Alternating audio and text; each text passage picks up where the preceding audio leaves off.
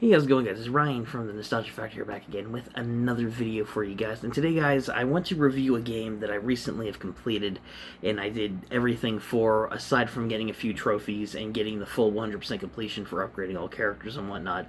This is my first serious brawling beat-em-up style fighting game, and I honestly had a lot of fun with this one for a title that I had heard about last year that I hadn't fully played until it was added to the Xbox Game Pass. The game I'm referring to is River City Girls.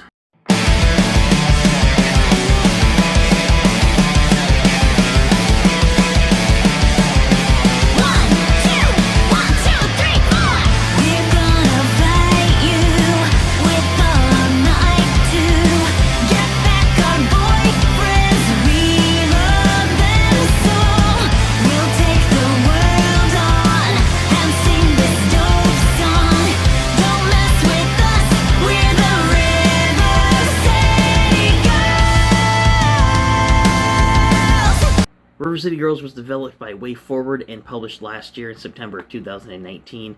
It is a side-scrolling beat-em-up game that features two girls going through the town of River City and beating up a bunch of people and going through a really funny and quirky story to find out who kidnapped their boyfriends.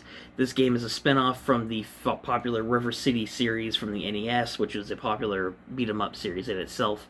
So this side game, a lot of people may have had some hype for, especially if they were River City fans to begin with. So, what did I personally think of the game?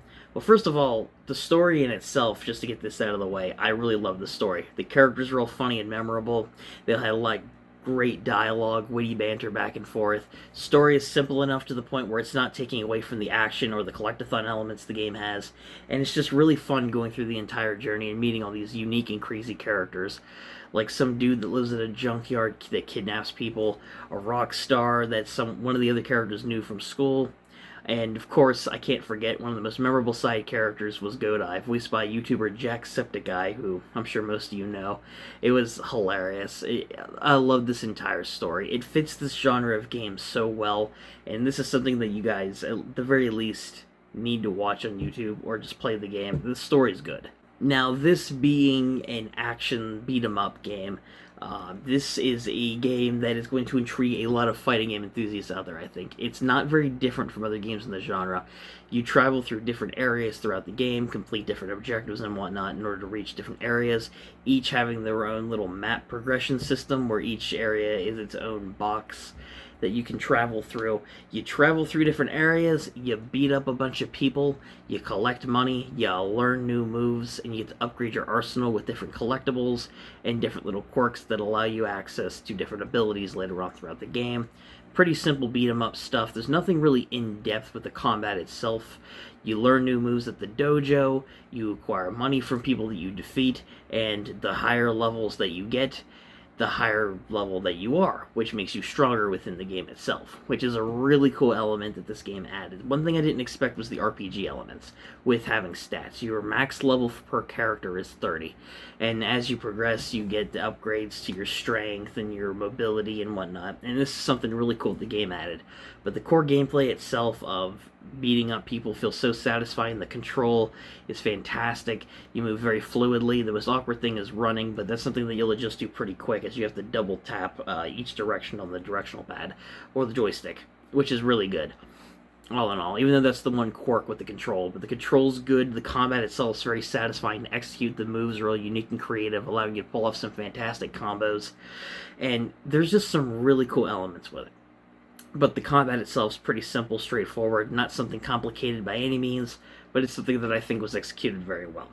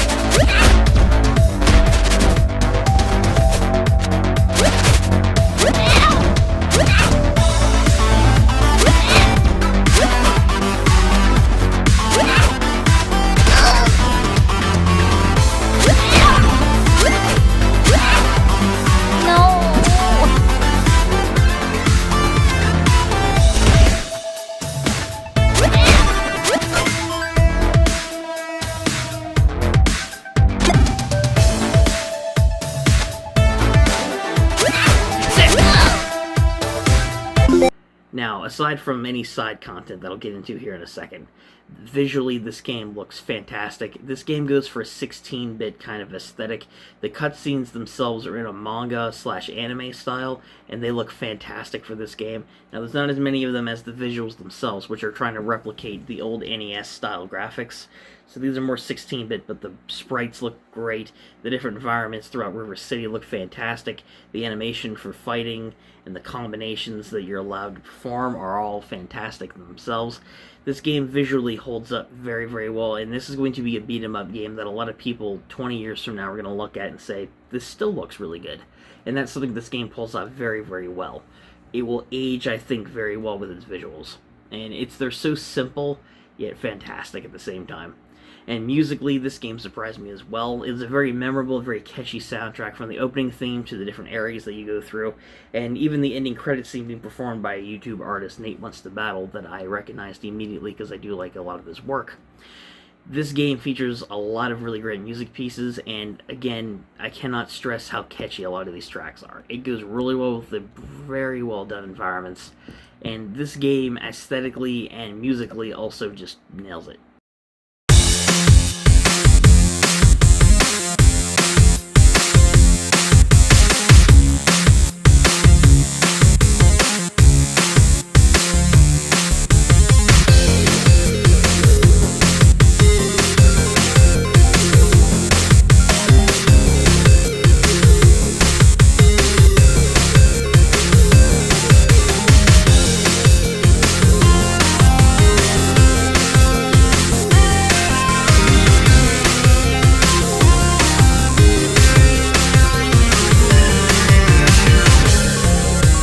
Now, there's one thing with this game that separates it from other games in the past, and that's the replayability of it.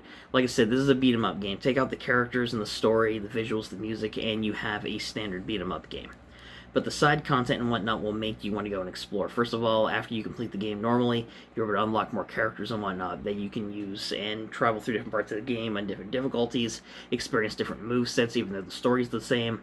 You're also able, by destroying a certain number of statues throughout the game, you get 2 halves of a locket, once by beating the game, and the other one's by destroying all the statues, which allow you access to the secret boss of the game and the true ending, which I think is completely worth it just for the humor alone. But it's also a really good fight.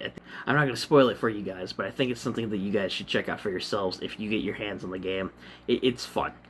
But all in all, guys, this wasn't really an in-depth review of sorts. River City Girls, aside from the visuals, story, music, or anything else, at the end of the day, at its core, is a beat-em-up game. If you've played one, you've played one's pretty similar to it outside of any unique elements the game brings. This is a fantastic time. If you're a fan of fighting games, if you're a fan of beat-em-up games, or if you're looking to get into the genre like myself, because this is my first real experience with a beat-em-up game. Not fighting game in general, but a side-scrolling beat-em-up, yes. A serious one anyway. This is a good way to get into it. River City Girls is a fantastic game. This game really doesn't have many flaws in my eyes, aside from some control inputs, and the ending, the standard ending, if you didn't want to go for the secret ending, isn't really worth it per se, but the secret ending is well worth it. But all in all, River City Girls is a fantastic game, and I highly recommend you guys go and check it out. It's not a very long game per se, but it can be as long as you want it because it has a ton of replayability and side content afterwards. And the story is worth going through in itself. So, would I recommend this game? Yes, I think this is a game you guys should definitely go and check out. As River City Girls, really good. And that's it for this quick little review, guys. Like I said, this wasn't an in-depth, like, retro review or anything like that, similar to the Shadow of the Colossus review that I did a little bit ago. But this was something that I wanted to talk about in a video to you guys for a review because I really did enjoy my time with this game. After a while, I might go back and try and 100% the game at some point, or at the very least replay it. This game I really like that much. It is definitely a favorite game of mine for this year that I have played.